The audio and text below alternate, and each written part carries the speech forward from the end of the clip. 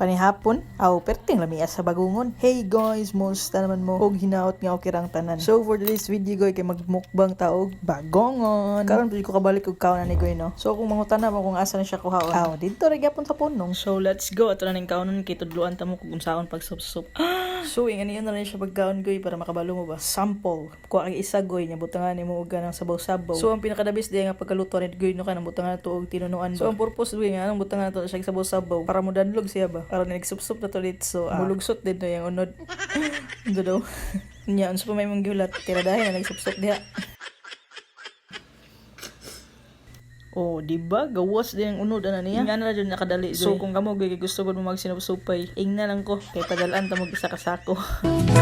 Sa pagsapit ng dilim, ako'y naghihintay pa rin sa iyong magang pag